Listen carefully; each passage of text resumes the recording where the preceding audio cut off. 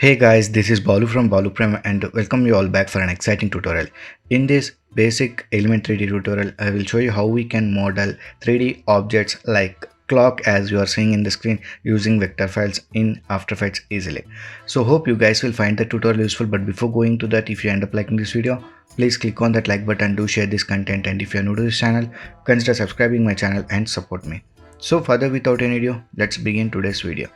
So here you can see we got the scene already. So these are the vector files and I have downloaded this vector of clock from freepik.com. Okay, so here you can see if I solo this, you can see this is the handle and this is another handle, and I have made everything in separate layer. So here you can see these numbers are in separate layer and this outer is in separate layer, but it is not visible.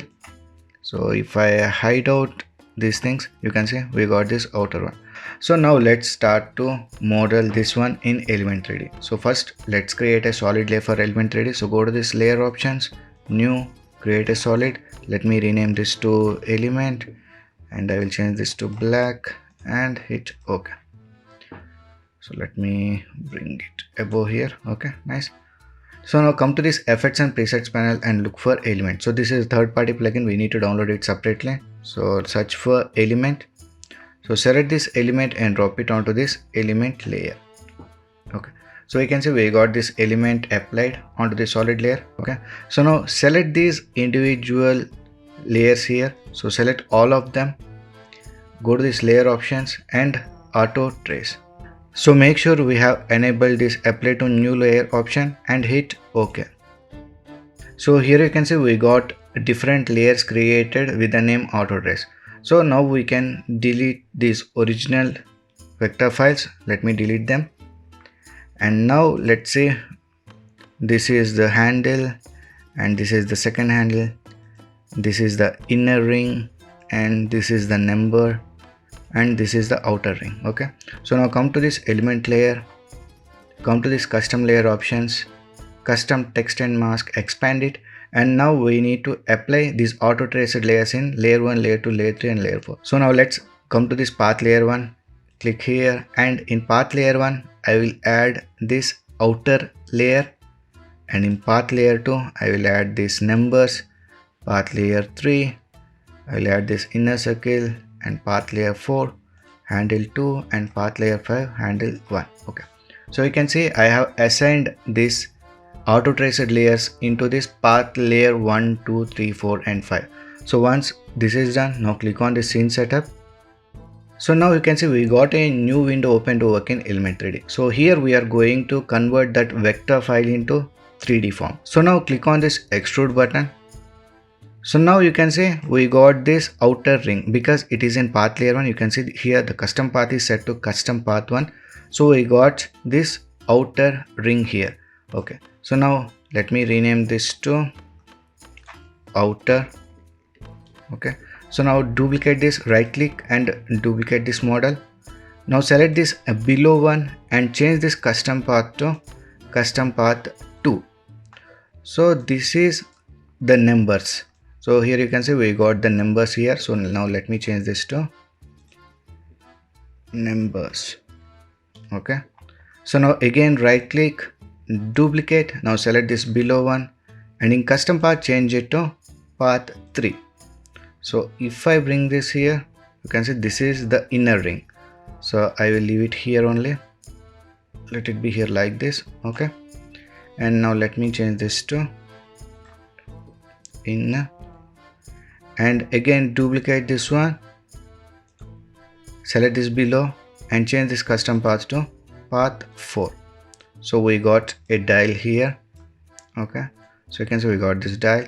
So again let me rename this to, and now again duplicate this one, select this below one and change it to custom path 5. So we got this both dials here. Nice. So for these dials we need to set the pivot point to its center. So here the pivot point is at this position, so we need to make the pivot point at its center. So for that come to this front view. Okay, so now let me select this, click on this axis lock to unlock it, and now we can move that here. So make sure it is at the center of this. So now it is at the center. Let me just this. Okay, so it is at center. So once the position is locked, click on this axis lock, so it will be fixed down to that point. So for this above dial also, let's do that one. So now let's place this dials to its center. So I think it should be at the center. So now we can see we got our dials in the center position. So now let's play with the extrusion properties. So now let me select this one, come to this, select the material. Here we can see we can extrude that one. So let me reduce this extrusion to, I think 0.25 would be fine. Okay, and let me select this dial and let me select this, reduce this to 0.25. okay, so now this will be fine. So let me place this here, select this dial and let me place this here. So first let's apply some materials onto this. So let me select this outer one, come to this preset properties. If you have got this Pro Shaders pack, you can use materials from that. So I will be using this physical only just to demonstrate this one. So let me apply this gold one to this outer one. We got this outer ring. So now these are the numbers. So for numbers I will use this chrome, simply drop on that. So numbers and chrome. So now select this outer one, right click, duplicate that, and let me select this below one, come to this material, gold material, scroll down and enable this bevel outline option, enable it. Okay, and let me increase the extrusion value here. So if I increase this extrusion, you can see we got this outer ring here. Okay, so this is okay. So now come to this create and create a cylinder, click on this cylinder and let me rotate this. So come to this orientation and rotate it like 270. So let me bring it here and let me reduce the height to 0.1 and let me move on to this front view and let me increase the scaling. So let me increase the scaling so that it fits completely here. So if we observe here, we are not getting these edges properly. So for that we need to increase the sides value. So let me increase this to 60 and still I need to reduce the height of this. So I will reduce this to 0.02. Okay, so we got this and let me move it here so that it closes this one. This is going to be the glass. So let me reduce the scaling a bit. So I think 228. Yeah, so this is fine. So this is going to be the glass. So let me apply glass material. So select this glass material and apply onto this cylinder. So we got glass applied, but it is not transparent now. So select this material, come to this advanced options and here we can see forced opacity. So let me reduce this opacity to 25. So now you can see we got glass here. Nice. So if you want to add still further elements, so I will show you how to do that. So click on this create button and add a cylinder once again. Press R on the keyboard and increase the scale in this axis, Z axis.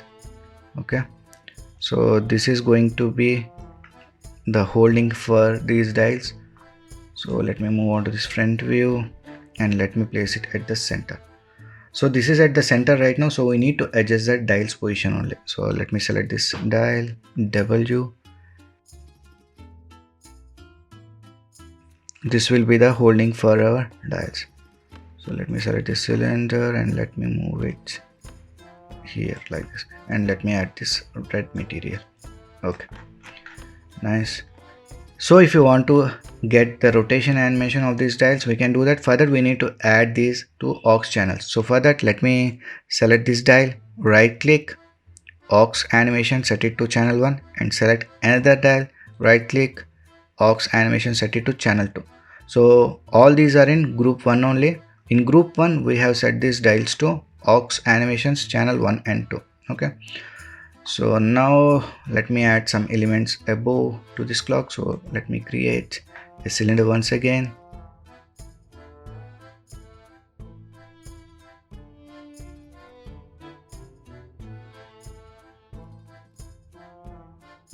So now we can see we got our clock in 3D. So let me enable this environment. So if you want to change the environment, just click on this environment and select the environment map you want to use. So I will select this backlight, open and OK. So choose the environment which you like.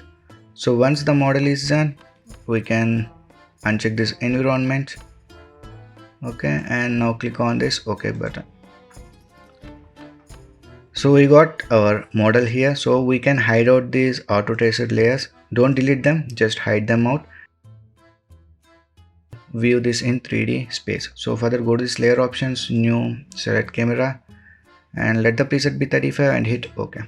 So now select this camera tool option. Now we can move our model here. Okay, so now you can see we got the model here.